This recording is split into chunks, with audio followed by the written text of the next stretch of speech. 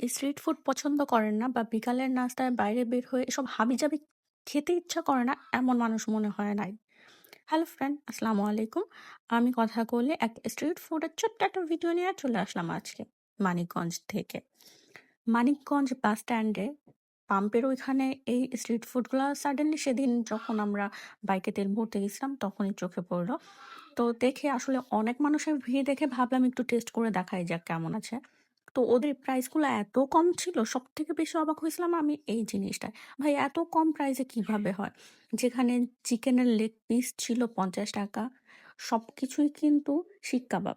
Leg পিসটা plus চিকেনের পিসগুলা ছিল হচ্ছে ৳৩০ আর কলিজা ছিল ৳২০ করে। আর হচ্ছে মানে ছিল উইংসও ছিল। সবগুলাই কিন্তু শিক কাবাব। তো আমরা টেস্ট করে দেখলাম কিন্তু বেশ ভালোই লাগতেছিল। আর বিশেষ করে এত কম দাম দেখে আসলে এটা টেস্ট করার লোভ সামলাইতে পারলাম না যে এত কম দামে খাবারগুলা কেমন হতে পারে। তো ওইখানেই হচ্ছে সব ভাইয়া বানাচ্ছিল, সেল দিচ্ছিল, পোড়াচ্ছিল সবই এক জায়গায়। আর এটা ছিল হচ্ছে বট। বট ভাজি আমার মোটামুটি পছন্দ কিন্তু আমি বাইরেরটা খুব একটা খাই না। আর এটা হচ্ছে লেগ পিস ছিল। আমি একটা লেগ পিস নিয়েছিলাম শিক কাবাবের, আর আমার হাসব্যান্ড নিয়েছিল হচ্ছে চিকেন। আর এটা হচ্ছে ছিল টিকিয়া। টিকিয়ার মধ্যে যে রুটি কেমন পেঁচায় দেয় না? ওই জিনিসটা। তো স্ট্রিট ফুড আমি সবসময় বাইরে দেখি বাট খুব একটা টেস্ট করি না।